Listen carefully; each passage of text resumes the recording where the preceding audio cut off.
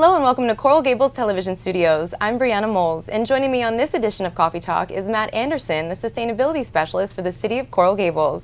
Hi Matt, thank you so much for joining us today. Thank you, Brianna. I'm happy to be here. It's our pleasure. Thank you. So Matt, I know that the Sustainability Office is part of the Public Works Department, and you guys also work in collaboration with the Sanitation and Transportation Divisions as well. Is that right? That is correct.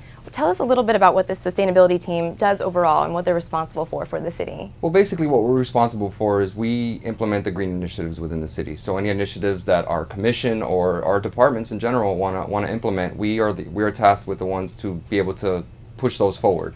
And it's truly a team effort because we work not only within Public Works, but we work along all city departments and with all city departments. So we have strong support from our city staff, from our city administration, our city commission, and supporting a lot of our green initiatives. So it makes our job a lot easier when we want to implement these green initiatives. And I know that over the past several months, the city has been working on a grand master plan, sustainability master plan.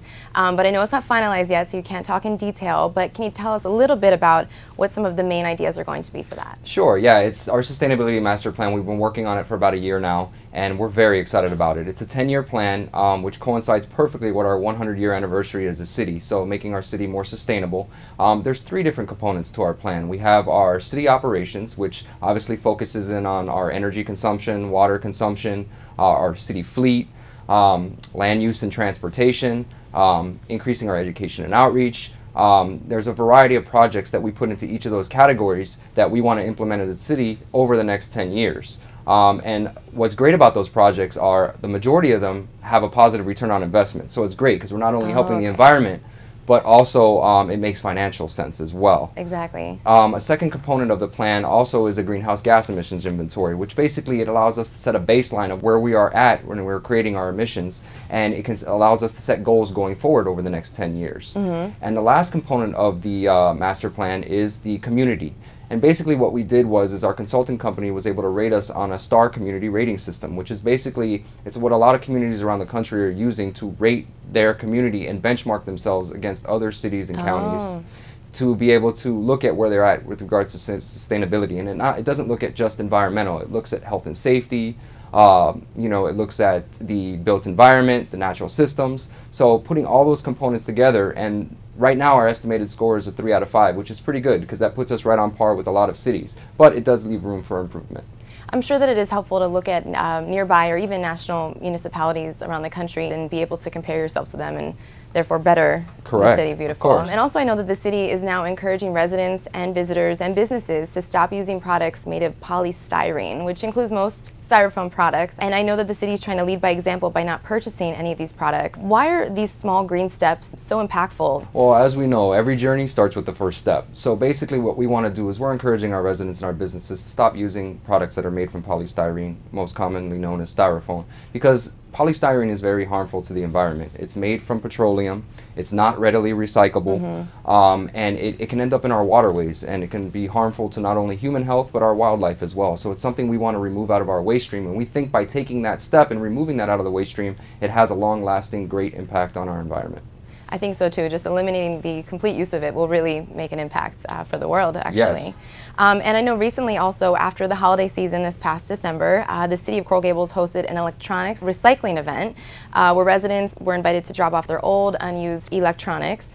It was a huge success apparently, with over 10,000 pounds of electronics being donated. Why is proper electronic disposal so important? Well, I mean, the electronic recycling event, we were very proud of that event. Our residents came out and they dropped off their old unused electronics that a lot of them said they've had stored in their garages or closets for a very long time. We had a lot of box TVs. And basically, the importance is if we didn't otherwise recycle those electronics, they would end up in our landfills. And our landfills are at or near capacity. So any waste that we can divert from our landfills is crucial. So having an event like that, we're able to collect over 10,000 pounds of electronic waste.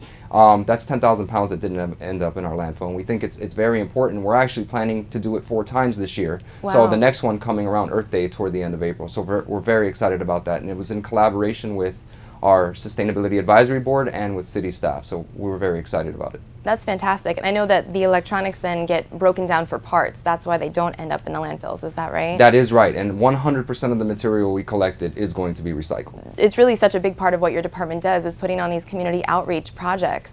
I know that Earth Day, like you mentioned in April, is a big day for you guys. Correct. And also, as well as annual events the city usually participates in, such as the Biscayne Bay Cleanup. Yes. Why are projects like these so important, especially locally? Well, I personally, I take a big role in community outreach. I think that's crucial. I think letting our community know steps they can take, or letting our residents and our businesses know what we're doing as a city is important.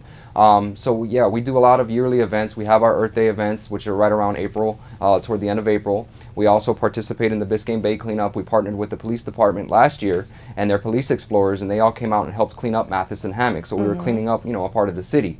And we also have other events such as Parking Day that we have at the end of September, where basically we convert parking spaces within the city and encourage businesses to convert parking spaces to make them mini parks. So we had a mini dog park, we had a park that had board games in it. So it was a lot of fun, and it makes people look at sustainability in a different way, and looking at parking spaces in a different way. So we're very big on community outreach. It's really all about creating awareness, and that's what these projects help to do. So by creating this green awareness and encouraging everyone to sort of step up individually and take responsibility, what are some easy ways that you can tell people that they can easily and immediately reduce their carbon footprint at home or at work? Well, there's a lot of steps that individuals and businesses can take. I mean, obviously, first and foremost, recycling. Remind our residents that we do recycle here in the city of Coral Gables. We're recycling cardboard now, so encourage them to cut up their cardboard and put it in the recycling bin, and on top of recycling the glass, plastics. And then also we are looking at encouraging people to look where they can conserve energy.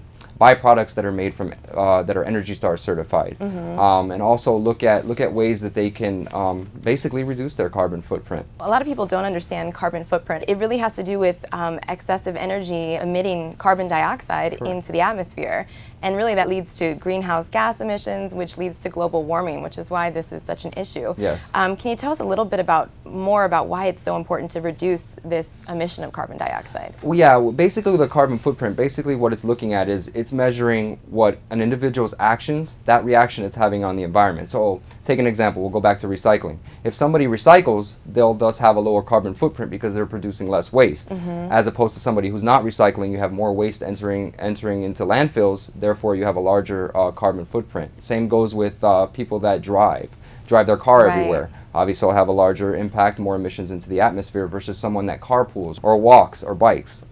That's something that we would want to encourage to have a lower carbon footprint. Reducing your carbon footprint not only serves future generations, but it also has immediate results. One being money back for smart energy choices. And I know that the city participates with a few green energy initiatives. Can you tell us a little bit about them? Sure. One of the initiatives that we're very, very proud of, that the city's been participating for well over a year now, is the PACE program, which is basically it stands for Property Assessed Clean Energy. And what that is individuals, residents, and commercial businesses are eligible to receive funding to be able to do energy efficient upgrades on their home or business, such as installing solar panels, insulating their building. So a lot of these initiatives are great because not only can they lower your energy costs, but they can also lower your insurance premiums and save money in the long run. So I mean, it's very, very important. It's very beneficial all around. And also I know that the city's a member of the Clean Energy Green Corridor program. Can you tell us a little bit about this and why it's important for residential and commercial business owners? Yeah, basically the city of Coral Gables isn't the only entity that participates in the PACE program. We have other neighboring municipalities that are part of it. So it's something that we want to encourage using renewable energy, encourage becoming more energy efficient along with our neighboring communities, because we think all these communities promoting that can have a long-lasting impact on the environment. Working together is always a better thing. Yes, it is. Exactly. And lastly, I know that there is a Sustainability Advisory Board, which was formerly called the Green Task Force. Correct. They meet openly once a month. Is that still correct? Yes. Okay. And there's also some workshops that go on throughout the year. Where can people go for more information if they want to get involved or learn more? Well, I always encourage all this information that we've covered here today is on our website on www.coralgables.com/sustainability.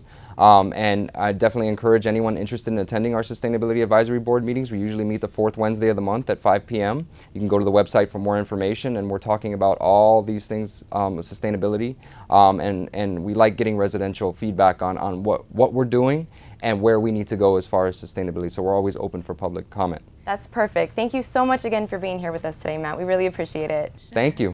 Well, until next time, I'm Brianna Moles, and thank you so much for joining us on this edition of Coffee Talk. From everyone here at Coral Gables Television Studios, have a great week, and we'll see you soon.